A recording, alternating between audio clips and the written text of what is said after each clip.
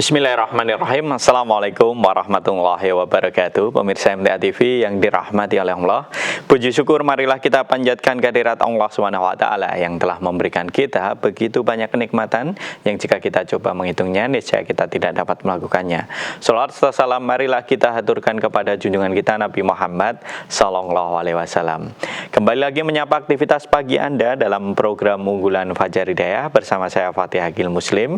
Telah hadir di tengah-tengah kita Ustadz yang akan mengampu Fajar Hidayah pada kesempatan pagi hari ini. Beliau adalah Ustadz Muhammad Ghazali. Mari kita sapa beliau. Assalamualaikum Ustadz. Waalaikumsalam warahmatullahi wabarakatuh. Ya, kabar sehat untuk pagi ini Ustadz ya? Alhamdulillah. Ya, semoga Ustadz selalu diberikan kesehatan oleh Allah. Ya, insyaallah. Ya, pelajaran kita pagi ini Ustadz, kita membahas tema tentang apa?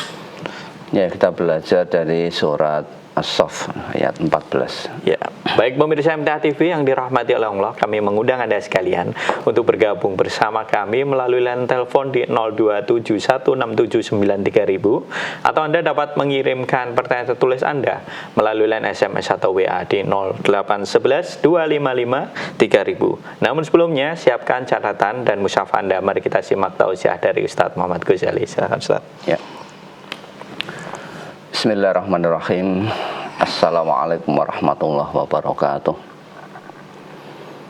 Alhamdulillah alladzi arsala rasulahu bil huda wa dinil haq liyudhhirahu 'ala dini kullih wa kafa billahi syahida.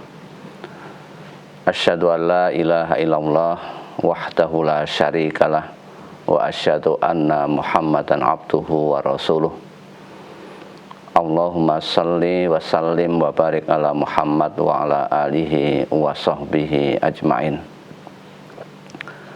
Qala Allah Ta'ala fi kitabihil karim, a'udzu billahi minasyaitonir rajim. Ya ayyuhalladzina amanu taqullaha haqqa tuqatih wa la tamutunna illa wa antum muslimun. Wa qala Rasulullah sallallahu alaihi wasallam, ittaqillaha haitsu ma kunta wa atbi'is sayyi'atal hasanata tamhuha wa khaliqin nasa bi khuluqin hasanin. Para pemirsa dan juga para pendengar radio rahimakumullah, marilah kita bersama-sama memanjatkan rasa syukur kita kepada Allah Subhanahu wa Ta'ala atas segala limpahan nikmat dan karunia-Nya kepada kita semuanya. Dengan syukur insya Allah kita akan menjadi hamba-hamba Allah yang baik, hamba-hamba Allah yang beruntung. Dan syukur ini merupakan senjata bagi orang-orang yang mukmin.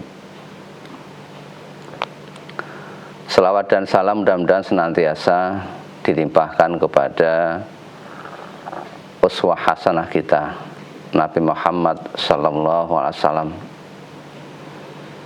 dengan Al-Quran yang beliau bawa mengubah manusia dari keadaan zaman gelap gulita kepada keadaan yang terang benderang yang dipenuhi dengan nur Islam. Pada kesempatan pagi hari ini kita akan belajar bersama dari surat As-Saff surat ke-61 ayat 14. Kami bacakan ayatnya. A'udzubillahi minasyaitonir rajim. Ya ayyuhalladzina amanu kunu ansarallah kama qala Isa bin Maryam lil hawariyina man ansari ilallah. Qala al hawariyuna nahnu ansarullah fa amanat ta'ifatum min bani Israila wa kafarat ta'ifah fa ayyadna alladhina amanu ala atuwihim fa asbahu zahirin.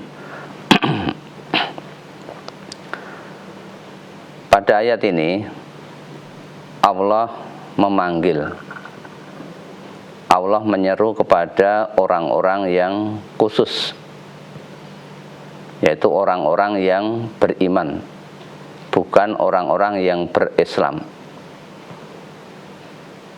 Tingkatan Islam dengan iman itu lebih tinggi iman. Maka yang dipanggil di sini adalah ya ayyuhalladzina amanu. Kemudian isi panggilannya apa? Kunu ansarullah. Jadilah kamu semuanya ini penolong-penolong agama Allah, menegakkan dinullah. Ini perintah kepada orang-orang yang beriman secara umum, bahwa agama Islam ini agama yang dibawa oleh seluruh nabi, mulai dari Nabi Adam sampai kepada Nabi Muhammad. Ini harus disebarluaskan, harus didakwahkan. Siapa yang mendakwahkan? Yaitu orang-orang yang mengaku dirinya beriman, dengan cara menjadi pasukan elit, menjadi pasukan yang militan, yaitu dikatakan di sini sebagai ansarullah, sebagai orang-orang yang menolong agama Allah, supaya agama Islam ini tetap mulia, tetap tinggi, li'i'la'i kalimatillah, untuk meninggikan kalimat-kalimat Allah. Setiap nabi yang diutus untuk berdakwah, menyebarluaskan Islam, agama Allah ini. Kalau kita berbicara masalah agama, yang ada hanya Islam. Dasarnya apa? Ya surat Ali Imran itu, ayat 19, Innad dina indallahil Islam. Agama yang ada di sisi Allah itu hanya Islam. Tidak ada agama yang lain. Kemudian dikuatkan dengan ayat 85 juga di surat Ali Imran, bahwa wa may yabtaghi ghairal islami dinan falan yuqbala minhu. Barang siapa yang mencari agama, memeluk agama selain daripada agama Islam, maka agama yang selain Islam itu tidak diterima oleh Allah. Wa huwa fil akhirati minal khasirin. Dan nanti dia di akhirat akan menjadi orang-orang yang rugi, ya. Islam itu merupakan agama rahmatan lil alamin, agama yang membawa kasih sayang, membawa kebaikan bagi seluruh alam semesta. Karena ajarannya penuh dengan kebaikan. Tidak ada di dalam syariat agama kok menyuruh untuk berbuat zalim, berbuat maksiat, berbuat dosa, menipu dan lain-lain. Tidak ada. Semuanya menyuruh kepada kebaikan. Tujuannya apa? Ya biar bumi ini dalam keadaan baik, termasuk imaratul ardi, jadi memakmurkan bumi. Kenapa makmur? Karena diisi oleh orang-orang yang baik, orang-orang yang ngerti aturan, ngerti tuntunan, ngerti perintah, ngerti larangan. Itu pasti akan menjadi orang-orang yang baik. Manusia akan bisa menjadi baik kalau dia ngerti agama, sebagaimana yang disabdakan oleh Nabi kita, Nabi Muhammad SAW, bahwa may yuridillah bihi khairan yufaqihu fiddin. Barang siapa yang Allah menghendaki kepada seseorang itu menjadi baik, maka orang itu akan yufaqihu fiddin, dipahamkan tentang agama, dipahamkan tentang Islam. Maka Islam perlu disebarluaskan. Siapa yang menyebarluaskan? Maka masing-masing nabi ini pasti memiliki pengikut yang setia. Ya. Pengikut yang rela untuk menolong agama Allah, sebagaimana yang ada di ayat Al-Quran, ya ayyuhalladzina amanu in tansurullah yansurkum wa yusabbit aqdamakum. Wahai orang-orang yang beriman, jika kamu menolong agama Allah, pasti nanti Allah akan ikut cawe-cawe untuk menolong dan akan menguatkan atau meneguhkan kedudukanmu, pendirianmu. Ini janji-janji yang memang harus diyakini.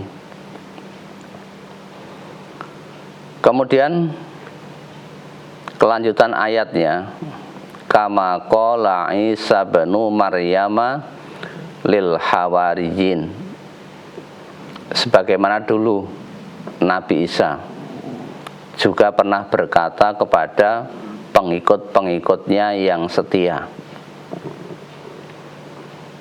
pasukan elit, ya, pasukan berani mati. Untuk apa? Untuk menegakkan agama Allah, menjadi mujahid-mujahid. Ya. Ini harus selalu ada orang-orang yang seperti itu. Pengikut setia di zaman Nabi Isa itu namanya Al-Hawariyun. Ya. Al-Hawariyun, jadi pengikut-pengikut yang setia. Ketika Nabi Isa berkata, saya ini Nabi Allah, ingin menyebarluaskan Islam, siapa yang akan melindungi saya, yang akan menolong saya, yang akan membantu saya untuk menyebarluaskan agama ini? Man ansori ilallah, siapa yang akan menolongku, menolong agama-agama Allah, menjadi penolong-penolongnya. Kemudian karena ini pasukan yang elit, ya, orang-orang yang memiliki kualitas, dia berkata, qalal hawariyun, berkatalah al-hawariyun, pengikut-pengikut setia, dia mengatakan, nahnu ansarullah, kamilah yang akan membantumu, yang akan menolongmu untuk menegakkan agama-agama Allah. Maka orang ketika diseru atau diajak untuk menjadi pasukan garda terdepan, orang-orang yang betul-betul militansi untuk menolong agama Allah, di zamannya Nabi Isa, pada saat Nabi Isa menyeru tadi, manusia terbagi menjadi dua golongan. Fa'amanat ta'ifatum min bani Israel. Pada saat diseru tadi, segolongan dari Bani Israel itu ada yang beriman, memenuhi seruan Nabi Isa untuk menjadi penolong-penolong agama Allah. Tetapi sebagiannya juga ada wakafarat ta'ifah, segolongan yang lain ada yang kufur, ada yang tidak mau karena pikirannya hanya urusan masalah dunia. Saya menolong Isa, untungnya apa? Dapatnya apa? Ya. Menjadi mental kuli. Mental kuli itu bagaimana? Kalau tidak dibayar, tidak diberi upah, tidak mau. Urusannya hanya masalah duit, masalah perut. Nah, padahal menjadi ansarullah ini jaminannya surga, lebih daripada urusan perut, karena dia berpikir jangka panjang.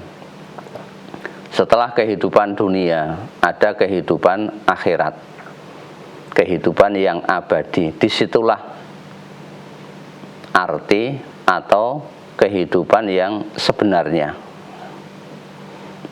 Sekalipun sedikit, karena dia orang yang militan, Maka fa'ayyadnal ladzina amanu ala atubihim.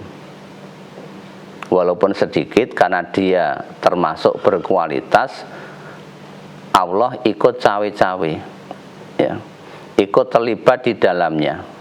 Kami menguatkan orang-orang yang beriman di saat menghadapi musuh-musuh mereka. Orang yang berdakwah itu semuanya penuh dengan resiko. Kenapa? Karena terjadi peperangan antara kebenaran dan kebatilan. Kapan berakhir? Sampai hari kiamat, ya. Peperangan antara al-haq dan batil, kebenaran dan kebatilan. Kebenaran harus selalu disuarakan kalau ingin kebenaran itu tampil. Ja'al haqqu wa zahaqal batil innal batila kana zahuqa. Ketika kebenaran itu datang, kebenaran itu dimunculkan, maka yang batil itu serta-merta akan musnah, akan sirna. Karena yang batil itu innal batila kana zahuqa. Sesuatu yang batil itu pasti akan sirna karena tidak memiliki pijakan yang kuat,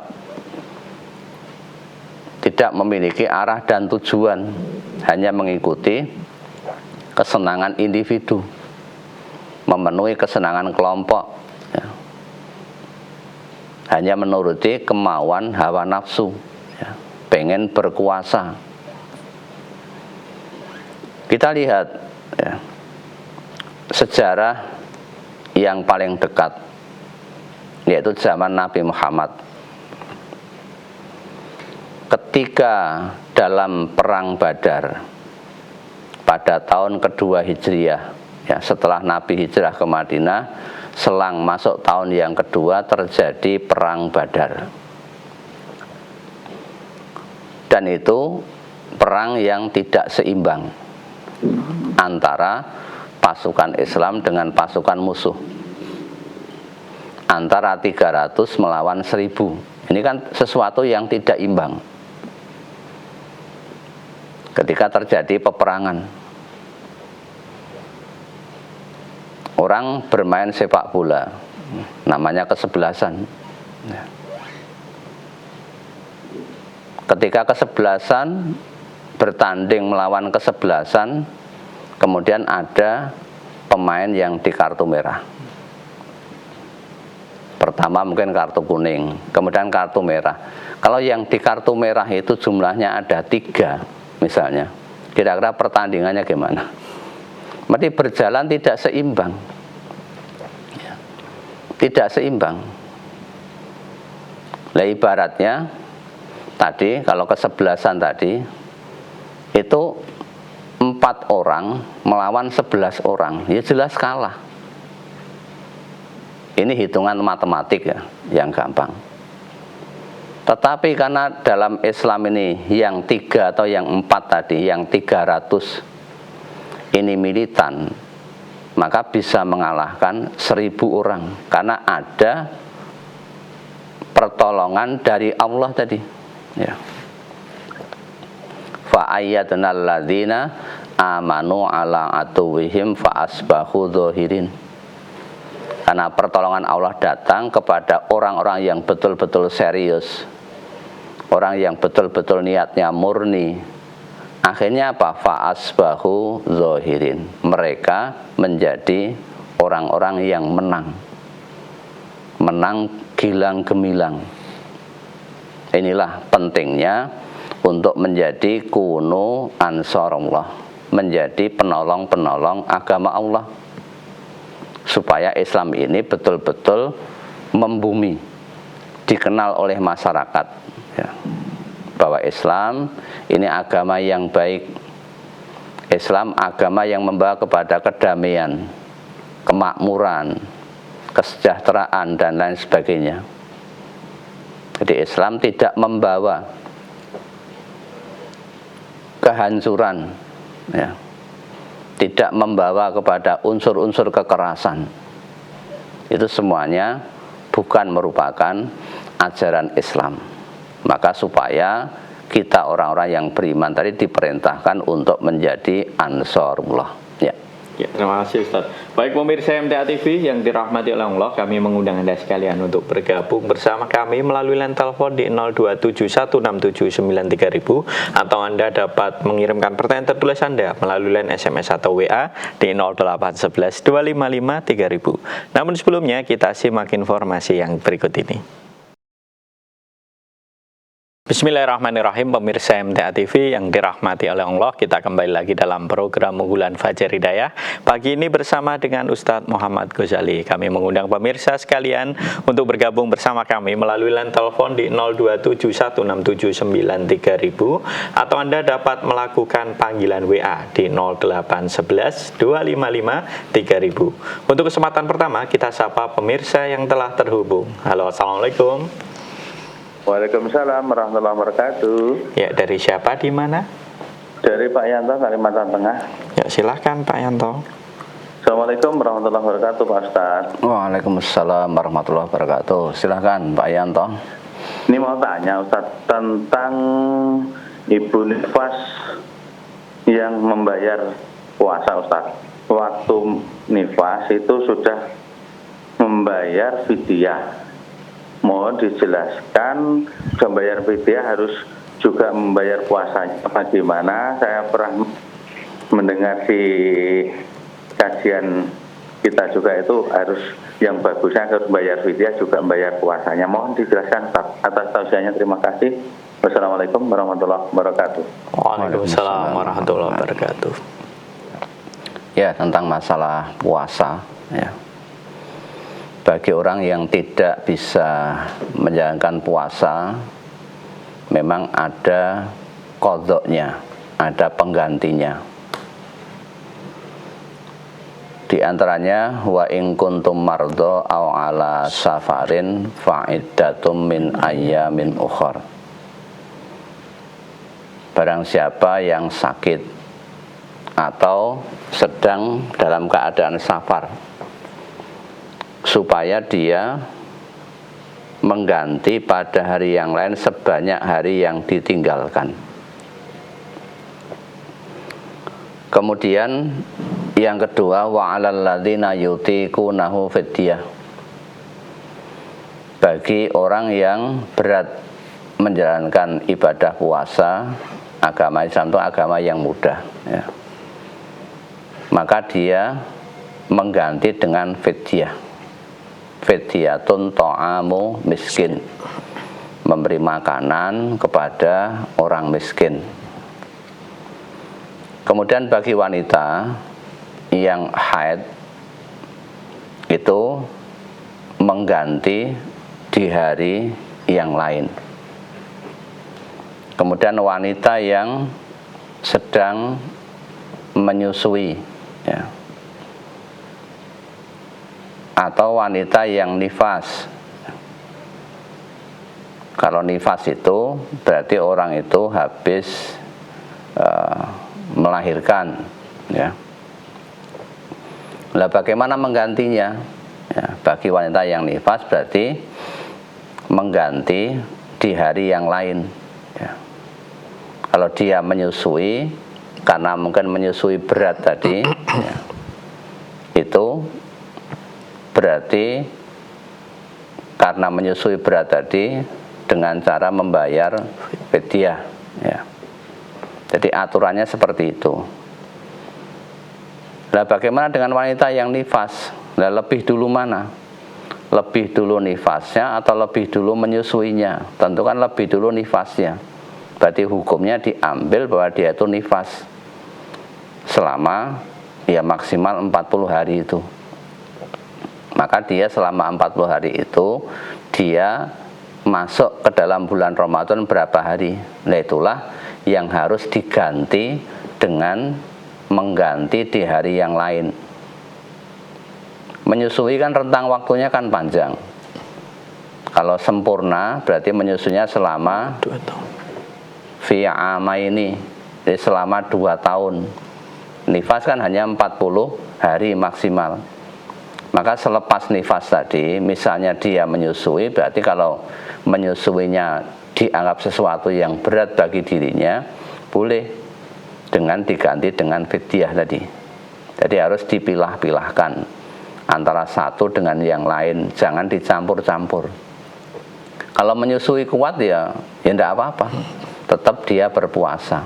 Tapi kalau berimbas kepada bayinya tadi, menjadi kurang sehat dan lain sebagainya, maka boleh pada saat menyusui tadi, bukan pada saat nifas, itu dengan membayar fidyah.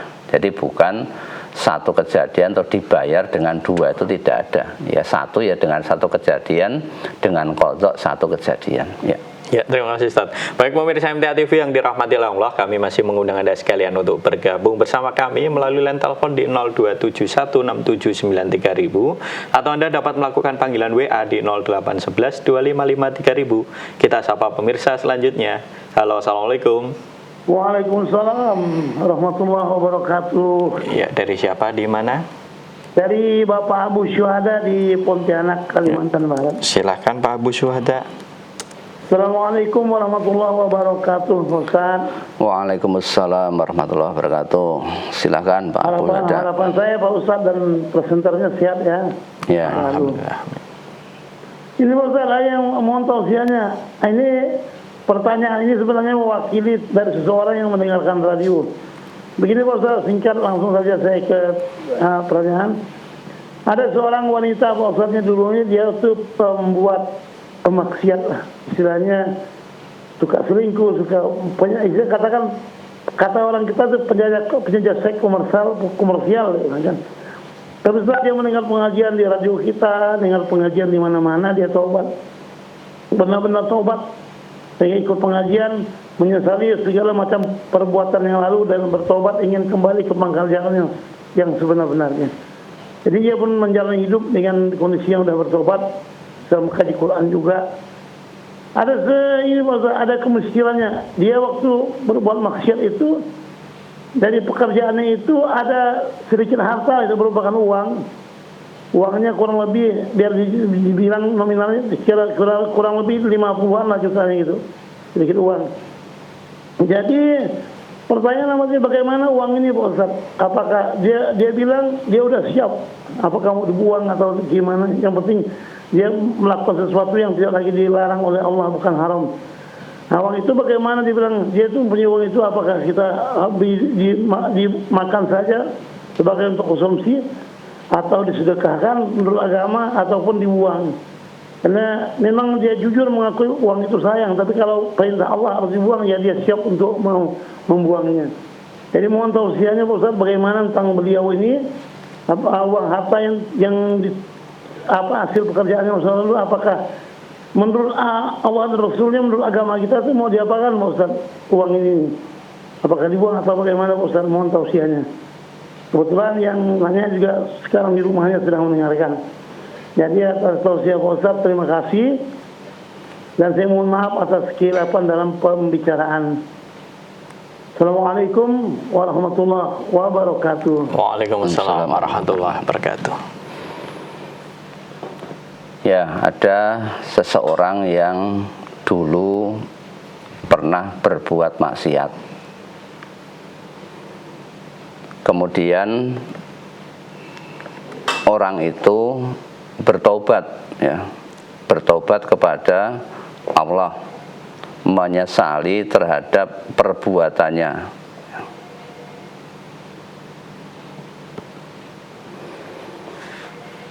Anggaplah dia sebagai orang kafir, ya. Ya insya Allah kalau taubatnya taubatan nasuha, ya ayyuhalladzina amanu tubu ilallahi taubatan nasuha.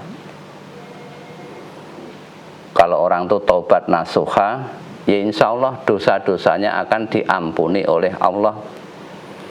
Di surat Al-Anfal ayat 38 dikatakan, qul lil ladzina kafaru iyantahu yughfar lahum ma qad salaf wa iyaudu faqad madat sunnatul awwalin. Katakanlah kepada orang-orang yang kafir itu, ya, yang awalnya mungkin tidak beriman, kafir masuk Islam. Iyan tahu, jika mereka itu berhenti dari kekafirannya, kemudian pengen taubat masuk Islam, maka yughfar lahum ma qad salaf. Ini saya akan diampuni dari dosa-dosa yang telah lalu.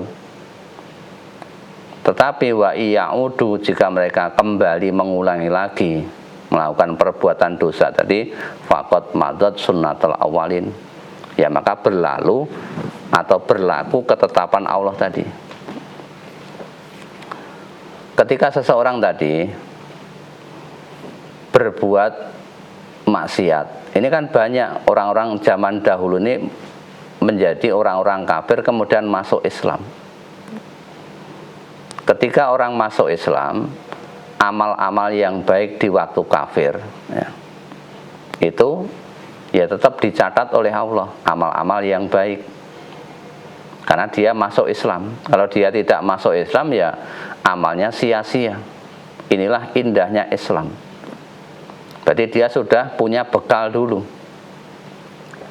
Tetapi amal-amal yang buruk, pada saat dia taubatan nasuha, itu akan diampuni oleh Allah.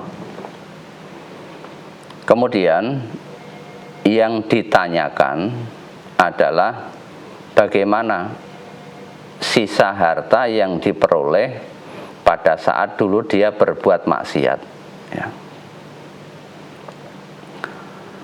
Maka Allah berfirman, walaupun ini hanya kita bandingkan saja sebagai kias, ya, mengukur membandingkan antara perbuatan maksiat tadi dengan perbuatan riba.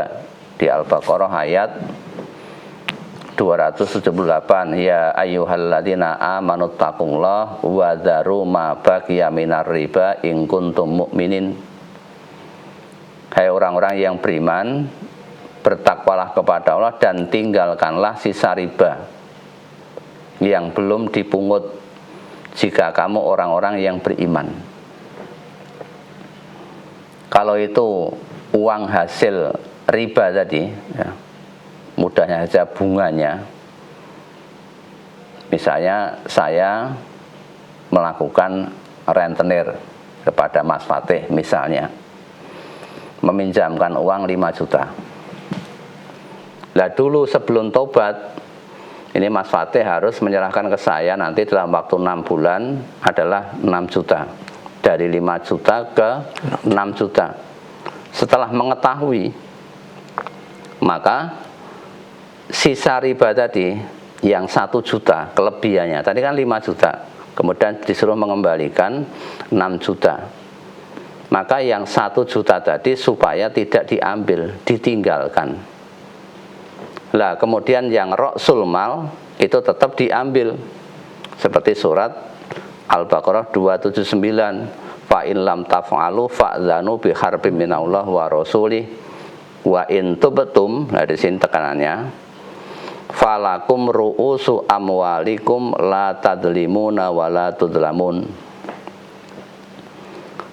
Maka jika kamu tidak meninggalkan sisa riba, maka ketahuilah bahwa Allah dan Rasulnya akan memerangimu.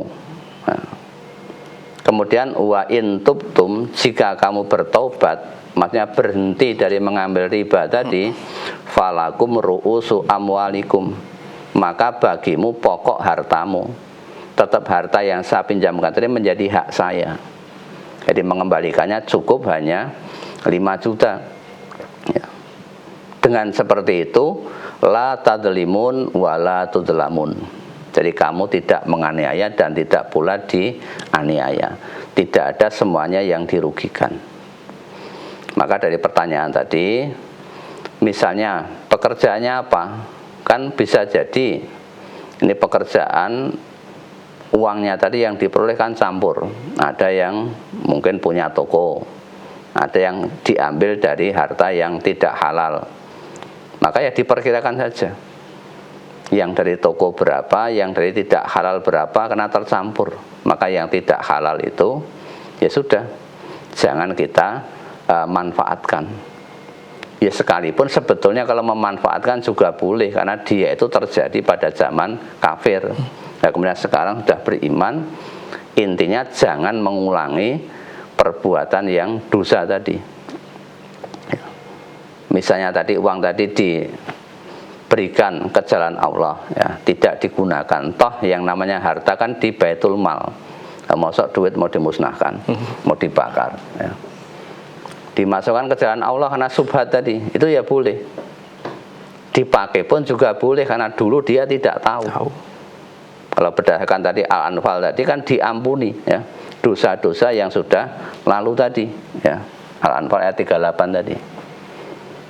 Ya tinggal dipilih yang mana. Kalau pengen membersihkan, ya uang hasil dari hal yang tidak baik tadi boleh diinfakkan atau tidak digunakan untuk kepentingan pribadi, digunakan di jalan Allah, ya. Sisanya dipakai.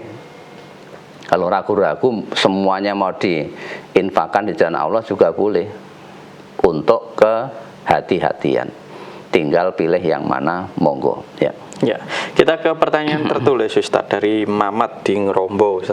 Ustadz, bolehkah kita menabung di bank konvensional?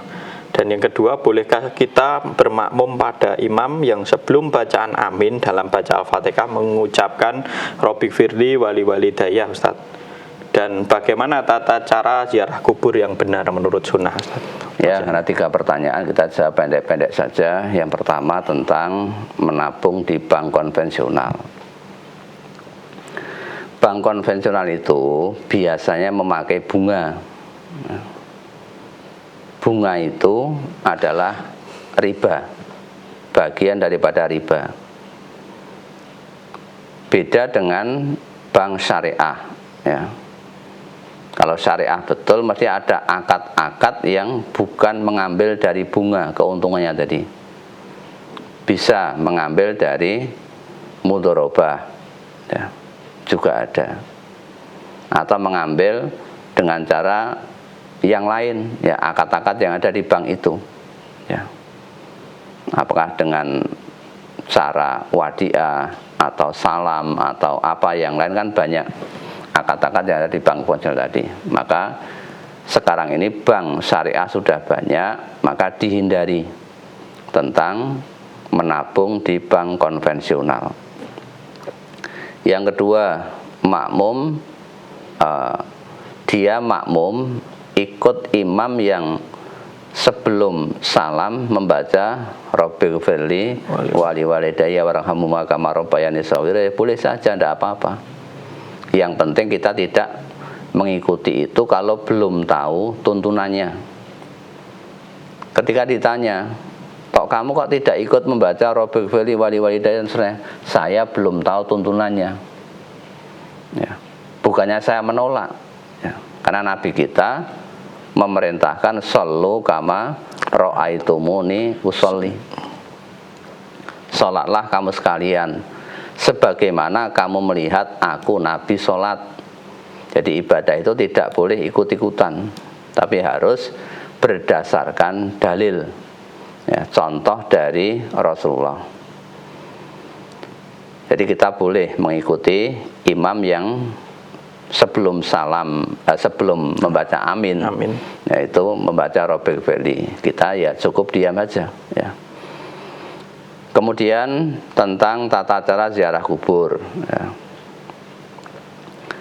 Yang pertama adalah niat yang lurus, ya.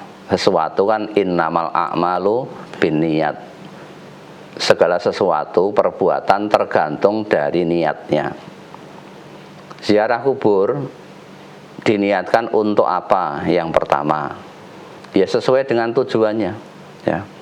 Tadzkiratan lil maut atau tuzakirul akhirah. Memang zaman dulu ziarah kubur ini dilarang, ya. Kuntu nahaitukum an ziyaratul kubur. Dulu aku melarang kamu sekalian untuk berziarah kubur. Kenapa? Karena banyak kesirikan, kemusyrikan, pelanggaran, ya. Nah sekarang fazuruha, sekarang silahkan berziarah kubur, karena sudah imannya sudah kuat. Kemudian fa innaha tudzakirul akhirah, karena dengan ziarah kubur tadi mengingatkan tentang kehidupan akhirat, bahwa kita nanti juga akan mati, akan diminta tanggung jawab, ya. Itu tujuan yang pertama. Niatnya tadi mengingat kematian dan juga mengingat akhirat. Yang kedua, mendoakan orang yang telah wafat dengan syarat jika orang itu Islam atau Muslim. Kemudian mengambil pelajaran, ya, agar hati kita itu menjadi lembut, ya. Ternyata sombong itu tidak ada gunanya. Dulu dia kan sombong, tapi ternyata sekarang sudah berada dalam kubur, tidak bisa apa-apa. Nah, kita mengambil ibrohnya tadi, bahwa dia dulu preman yang sangat ganas. Nah, ternyata sekarang bagaimana? Ya. Kemudian yang kedua, tentu kita harus menjaga adab, ya. Ya, berpakaian yang baik lah, ya. Jangan terus memakai kaos singlet, itu kan ya tidak pantas, ya. Kemudian menjaga adab, ya, tidak telelean, tidak bercanda, ya, dan sebagainya, karena tujuannya memang untuk mengingat kematian. Pada saat masuk ini memberi salam, ya. Assalamualaikum ya ahlad diyar minal mu'minin wal muslimin wa inna insyaallah lalahikun nas'alullah lana wa lakumul afiyah, dan seterusnya. Kemudian mendoakan mayit tadi. Di samping itu tidak melakukan perbuatan-perbuatan yang dilarang. Misalnya minta sesuatu kepada mayit agar cepat mendapatkan jodoh, rezeki, keselamatan kepada penghuni kubur, dan lain-lain sebagainya. Itulah tata cara ziarah kubur, ya. Ya, jawaban dari pertanyaan itu tadi yang sekaligus yang mengakhiri Fajriah pada kesempatan pagi ini, Ustadz. Terima kasih atas tausiahnya. Semoga dapat jadikan pelajaran bagi kita semuanya, guys. Ya, insyaallah. Assalamualaikum warahmatullahi wabarakatuh. Waalaikumsalam warahmatullahi wabarakatuh. Baik pemirsa MTA TV yang dirahmati oleh Allah, itu tadi program unggulan Fajriah pada kesempatan pagi hari ini bersama dengan Ustadz Muhammad Ghazali. Kami mohon maaf untuk pertanyaan tertulis yang sudah Anda kirimkan, belum bisa kami bacakan semuanya. Insya Allah akan dibaca di kajian yang mendatang. Jadi selalu simak kajian yang ada di MTA TV. Saya Fatih Agil Muslim beserta rekan kru yang bertugas mohon undur diri. Alhamdulillahirabbil alamin. Subhanakallahumma wa bihamdika asyhadu an la ilaha illa anta astaghfiruka wa atubu ilaik. Wassalamualaikum warahmatullahi wabarakatuh.